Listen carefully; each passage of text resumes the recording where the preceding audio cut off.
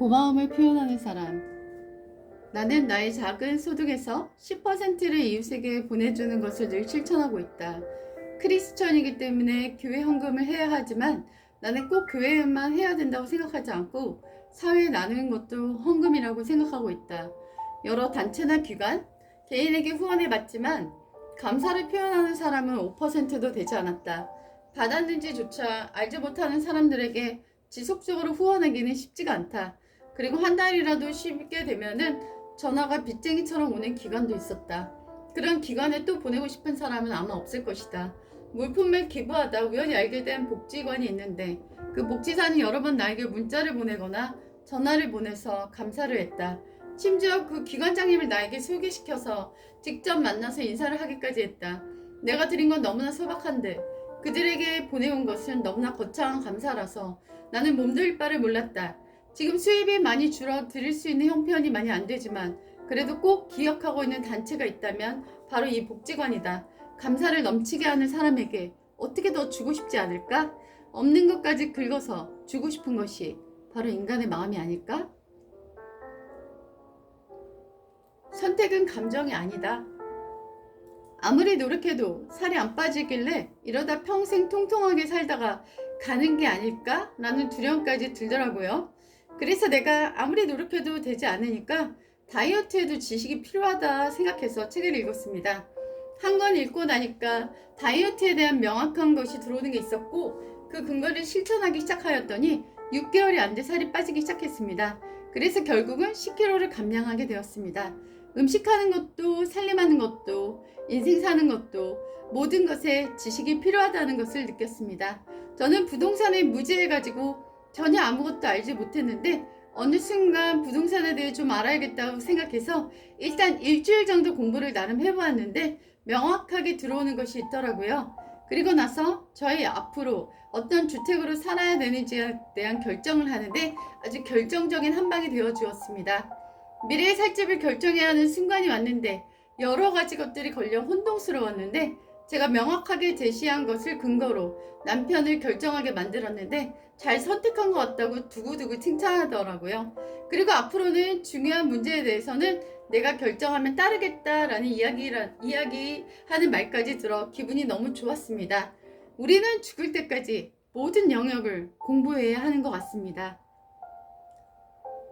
아저씨! 청년은 119에 실려갔어요. 저희 밑에 집인데 에어컨 소음 때문에 몇 번 남편과 대화를 나눈 적이 있었는데 착한 청년이라고 그랬거든요.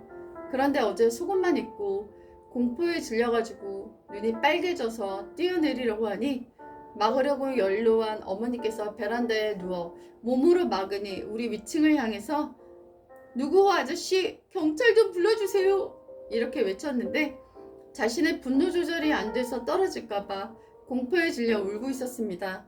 너무 마음이 아파 오늘 폭풍 오열하면서 중보기도 하고 왔어요. 저 옆집 사시는 분도 히키코모리인지 집에서 나오지를 않아서 얼굴을 본 적이 없거든요.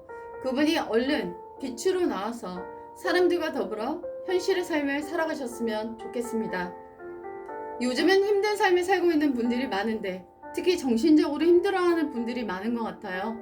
얼마 전에 어떤 분이 쓰신 글을 봤는데 모든 것에 화가 나서 도저히 참을 수가 없다 이런 글을 읽었는데 너무나 마음이 아프고 안타까워서 오늘 기도 시간에 그분의 닉네임을 불러가며 기도했습니다. 모두 정신적으로 안정되고 기쁘고 행복하고 만족하고 감사한 삶을 사시기를 바랍니다. 여러분의 꿈은 무엇입니까? 저는 종이는 인간보다 인내심이 있다라는 말을 보고 종이에다가 글을 쓰게 되었고 어느 순간 글쓰기가 인생의 가장 큰 친구가 되었습니다. 글을 너무 많이 쓰다 보니까 책을 낼 두께가 되었고 그래서 책을 여러 권 내게 되었습니다.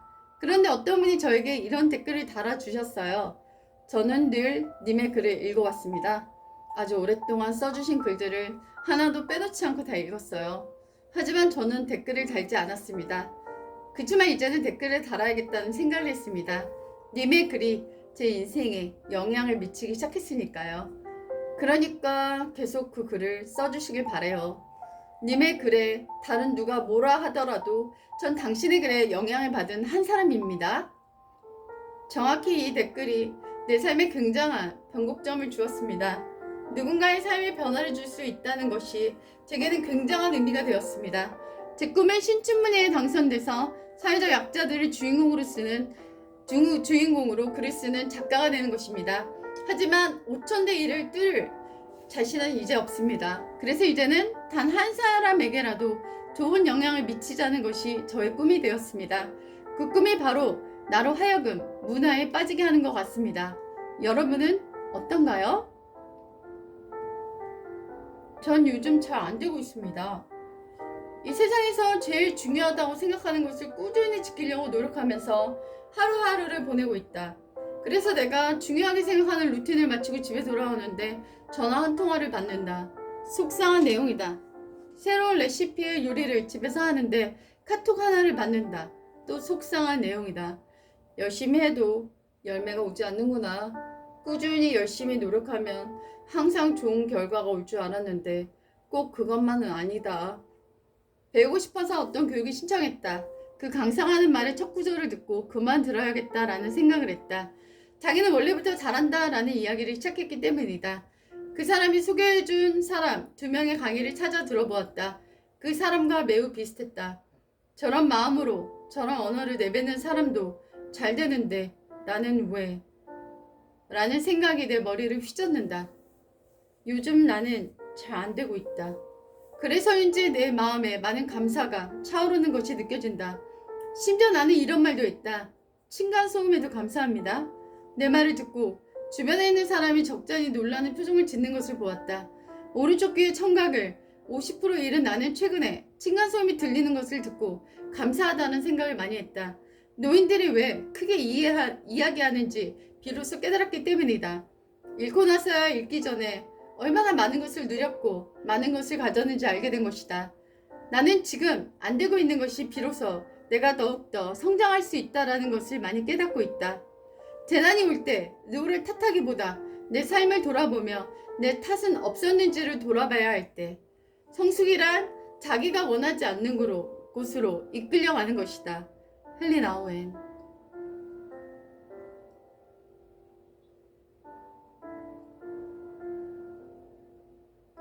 강한 사람은 꾸준한 사람이다. 어떤 분하고 대화를 나누게 되었다. 그분은 15년 동안이나 새벽에 일어나 봉사한 자신의 경험을 이야기해주고 있었다. 그러면서 자신의 소원이 있다면 이 일을 계속할 수 있었으면 좋겠다라고 이야기하였다. 심지어 자기가 갖고 있는 가치관과 그다지 맞지 않은 단체에 들어가서 자기가 한 것이었다. 자기의 배우자가 워낙 크기 때문에 그렇게 따라간 것도 있지만 그 일을 1년도 아닌 15년을 했다는 것에 그 사람에 대한 존경심이 마구마구 올라오는 것을 느꼈다. 그 사람의 얼굴을 천천히 바라보았다. 그 사람의 얼굴에는 온화함과 겸손함이 가득 흘러넘치고 있었다. 이 세상에는 많은 말쟁이들이 넘쳐난다. 말을 잘하는 사람들, 속이는 사람들, 있어 보이는 척하는 사람들, 해본 척하는 거짓된 사람들로 넘쳐난다. 하지만 행위를 꾸준히 보인 사람 앞에서는 그들이 한 모든 것이 얼마나 가벼운 것인지를 충분히 느끼게 만든다. 예전에 봉사에 대한 이야기를 나누고 있었는데 어떤 분이 이렇게 이야기했다. 우리는 3년 정도 하지 않고는 봉사했다고 얘기도 안 해요. 국회의원들이 봉사한다고 목장갑을 끼고 사진을 찍는 경우들이 있다. 그런데 심지어 그 목장갑도 반대로 끼고서 사진을 찍고 있는 모습을 보면 너무나 어이없고 한심해서 답답함이 올라온다. 한 높은 사람은 쪽방촌에 가서 낮은 자의 이야기를 듣겠다고 방송에 나온 것을 보았다. 사진과 촬영을 엄청나게 했지만 그곳에 있는 사람은 그와 얘기를 조금도 나누지 못했다고 얘기했다. 그런 식으로 형식적으로 할 거면 오지 말라고 분노에 차서 소리치는 것도 들었다. 나는 블로그에 글을 쓰고 있고 네이버 카페에도 그 정도 썼다. 그리고 유튜브에도 4년 정도 하고 있고 아직 어떠한 유익을 주었는지는 모른다. 하지만 시작했기 때문에 계속적으로 하고 있다. 기분이 안 좋을 때도 있었고 비가 올 때도 있었고 바람이 불 때도 있었고 눈이 올 때도 있었고 아플 때도 있었다. 꾸준히 한다는 것은 힘들지만 내 내면의 삶 속에서도 관계면에서도 열매를 줄 거라는 것은 나는 믿어 의심치 않는다. 문자들이 들어온다. 어제 낯선 지역을 찾아갔다. 매우 트렌디한 가게들, 특이한 언덕들, 스타일 좋은 사람들, 눈을 끌만한 많은 것들이 있었다. 하지만 내 눈과 주목을 끄는 것은 그런 것이 아니었다. 내 눈을 끄는 것은 문자들이었다. 간판 안에 보이는 문자들이 심하게 내 이목을 끄는 것을 느꼈다. 생명줄, 온도, 이런 단어들이 명확하게 내 눈과 마음에 들어왔다. 반년 동안 나는 주말에도 계속 일했고 오직 금요일 하루를 쉬었다. 내가 금요일 평일을 뺀 이유는 사람들이 북적이지 않은 시간에 여러 곳을 방문하고 싶었기 때문이다. 아무리 좋은 곳도 사람이 많으면 피로해진다. 사람을 좋아하지만 사람이 많은 곳을 갔다 오면 매우 기가 빨리는 느낌이 든다. 하지만 관찰을 좋아하는 나는 사람들을 구경하는 것을 좋아한다. 저 사람은 저런 스타일 옷을 입었네. 이 사람은 이런 모습을 하고 있네. 어제는 두 노인이 앉아 대화하고 있는 모습을 한참 동안 쳐다보았다. 체격도 외모도 심이 다른 두 사람이 무슨 대화를 저렇게 다정하게 하고 있는 걸까? 남자 간의 우정이 참으로 보기 좋구나 라는 여러 생각이 지나갔다. 각 지역마다 그 지역에 맞는 문자들이 있다. 얼마 전에 문자박물관도 다녀왔지만 문자는 우리들과 오랫동안 동행해왔다. 우리는 문자가 예쁜 지역에 일부러 여행을 간 적도 있다. 양양이라는 이름이 너무 예뻐서 양양을 여행한 적도 있다. 우리는 우리의 안식처를 마련한 곳도 이름이 너무 예쁘기 때문에 이 지역으로 결정했다. 너무나 이 지역의 이름이 내 마음을 힐링하고 있었기 때문이다. 성경을 보면 그 사람의 이름은 그 사람의 운명을 결정한다. 그래서 신께서 어떤 인생의 변곡점에 그 이름을 다시 다르게 지어주는 경우들을 많이 본다. 처음 태어났을 때 우리는 탄생을 결정한 적이 없다. 우리 이름마저, 우리 외모도, 심지어 우리의 성격마저도 부모에 의해 결정되어 태어난다. 하지만 나이가 들면서 우리는 알게 된다. 그 모든 것이 우리의 결정에 의해 만들어진 것이라는 것을 말이다. 낯선 지역에서 문자들을 보며 생각했다. 여기 걸려져 있는 문자들이 과연 우연히 지어진 것일까? 아니면 이 지역에 살고 있는 사람들의 마음이 반영된 것일까? 난 당연히 후자라고 생각한다. 여러분이 살고 싶은 곳을 찾는다면 집값이 상승될 곳이나 자연환경, 학군 등을 볼 것이 아니라 그 지역의 문자들을 살펴보라. 그곳에 살고 있는 사람들의 마음을 발견할 수가 있다. 난 예전에 살고 싶은 곳에 우위권에 뽑혔던 지역에 살아본 적이 있다.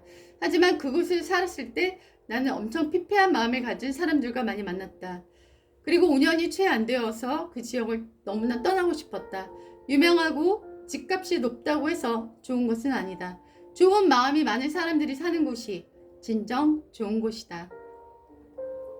양파미 요 몇 주 핫플레이스를 많이 가게 되었다. 멋진 상가들, 디스플레이어들 많이 눈에 들어왔지만 역시 눈에 띄는 것은 사람들이었다. 남자들은 이상하게 옷 입은 사람들이 많지 않았지만 여자들은 이상하게 옷 입은 사람들이 매우 많았다. 자신들의 매력을 극대화하기 위해 노력한 것처럼 보였지만 때때로 아름다움이란 감추어졌을 때 더욱더 심오하게 느껴지는 것이다. 왜 자신의 귀한 것을 사랑하는 사람들에게만 보여줄 생각을 하지 않는 것일까? 모든 사람들에게 자신의 아름다움을 보여줘야만 하는 것일까? 요즘 17기 옥순의 아름다움이 눈에 띄고 있다. 그것은 그녀의 아름다움이 흔한 것이 아니라 그런 것이라는 생각이 든다. 너무나 화려한 여자들 속에서 노출하는 여자들 가운데서 그녀의 감추어진 성스러움이 아름다움을 바라고 있는 것은 아닐까? 스모건에 잠시 앉아 쉬고 있는데 한 여자가 지나간다. 그녀는 충분히 아름다움에도 불구하고 전혀 노출 없이 옷을 입고 있었다. 몸매가 자랑할 법한 한 몸매임에도 꽁꽁 감춰진 옷차림을 하고 있었다. 다소 더워 보이기까지 한 그녀의 옷차림을 보면서 품이 있다는 마음이 들었다. 조금의 노출도 없이 충분히 아름답게 옷 입을 수 있는 것이구나 라는 생각을 그녀의 옷차림을 보면서 많이 들었다. 나는 여자가 까도 모르겠는 매력이 계속 나오는 양파와 같은 아름다움이 있는 여자가 진정한 매력이 있는 여자란 생각이 든다. 보이는 육체적 아름다움만이 여자의 아름다움의 전부는 아니다. 진정 성숙한 남자는 외모만 보진 않는다. 텐미닛이란 노래로 세상을 풍맹히 했던 육체미가 있었다. 하지만 10분 안에 상대를 매료시킬 수 있는 내면적 아름다움도 분명히 있다. 그 사람이 왜 좋아요? 외모가 좋아서요? 라고 이야기하는 많은 사람들 속에 그 사람이 왜 좋아요? 라는 질문에 그 사람이 말하는 걸 들으니 관심이 생겼어요. 라고 이야기하는 17기 옥순의 매력은 더 진할 수밖에 없다. 껍데기 안에 보화를 보기 때문이다. 3명 아이들이 다 백수예요. 어떤 강연을 듣는데 한 어머니께서 이야기하셨다. 제 아이가 3명 있는데 셋 다 백수예요. 집에 나가려고 하질 않고 직업을 가질 생각조차 없더라고요. 어떻게 하면 좋을까요?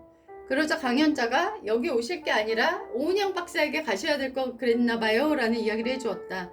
그러면서 아이가 위험에 처했을 때마다 산소호흡기가 되어주셨던 것 같아요 라는 이야기를 덧붙였다.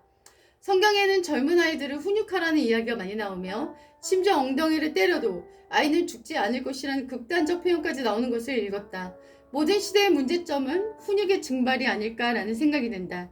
어느 댓글을 읽다가 매우 공감하는 이야기가 있었다. 자기 아이를 중학교 때부터 분리수거를 시켰다고 했는데 자기 아이는 시험 기간에도 분리수거를 하고 비가 오는 날에도 나가서 버리고 온다고 했고 이제는 루틴이 되어 당연히 자신이 할 일이라고 생각한다고 했다. 자기 방을 청소하는 건 당연한 거고 바쁠 때는 그 시간을 안배해서 자신의 방을 청소하는 모습을 보였다는 얘기를 흐뭇하게 보았다. 나는 회화로 수업을 하기 때문에 아이들의 일상을 많이 듣고 난다. 아이들 중에 요리를 못하는 경우가 대부분인데 계란 프라이도 해본 적이 없다라는 아이들을 본 적이 많다.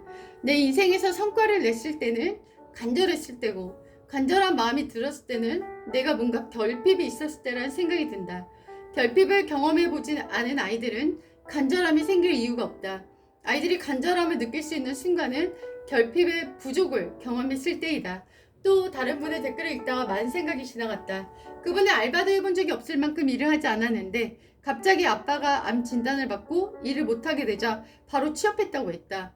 위기가 닥치면 어쩔 수 없이 간절하게 된다는 것이었다. 어렸을 때부터 모든 걸 채워주고 쉽게 되게 하는 것은 아이들의 인생의 보탬이 되지 않는다. 어린이 돼서 인생의 태풍을 맞았을 때 어린이 된 아이는 부모에게 또 다시 손을 내민다. 그리고 안쓰러운 마음으로 해결해주기 시작하면 아이는 절대로 자기 스스로 그 구멍에서 나올 수가 없다. 잔인할 만큼 아이의 위기와 결핍에 눈을 감아야 한다. 아이 스스로가 고군분투하며 그 위기에 나오는 법을 스스로 체득해야만 한다. 그래야 아이는 인생의 쓰나미가 닥쳤을 때 스스로 그 자리에서 우뚝 서는 거목이 될 수 있는 것이다. Don't fail to collect your children. They won't die if you spank them. Physical discipline may well save them from death.